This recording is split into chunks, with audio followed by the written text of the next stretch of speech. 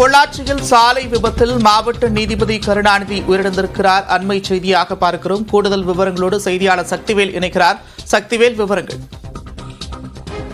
நந்தா, அதாவது பொள்ளாச்சி உடுமலை சாலையில் உள்ள சின்னாம்பாளையம் பகுதியைச் சேர்ந்தவர் கருணாநிதி, 58 வயது. இவர் நீலகிரி மாவட்டத்தில் நீதிமன்றத்தில் கூடுதல் நீதிபதியாக பணியாற்றி வருகிறார். இந்நிலையில் இன்று தனது சொந்த வேலை காரணமாக அவரது வீட்டிலிருந்து காரில் வந்த நீதிபதி உடுமலை சாலையில் காரை நிறுத்திவிட்டு சாலையை கடக்க முயன்றுள்ளார். அப்போது பொள்ளாச்சி நோக்கி வந்த இருசக்கர வாகனம் நீதிபதி மீது மோதி விபத்தை ஏற்படுத்தியுள்ளது. இதில் நிலை தடிமாறி கீழே விழுந்த நீதிபதி கருணாநிதி தலையில் பலத்த காயம் ஏற்பட்டு ரத்த வெள்ளத்தில் கிடந்துள்ளார்.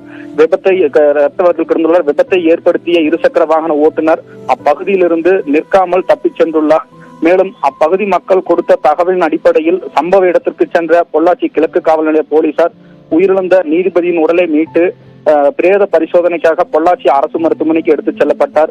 மேலும் விபத்தை ஏற்படுத்திவிட்டு இருசக்கர வாகனத்தை ஓட்டி வந்த நபர் யார் என்பதும் நிற்காமல் சென்றதால் அப்பகுதியில் பொருத்தப்பட்டுள்ள கண்காணிப்பு கேமரா பதிவுகளை வைத்து விசாரணை மேற்கொண்டு வருகின்றனர். நன்றி சக்திவேல், விரிவான விவரங்களுக்கு.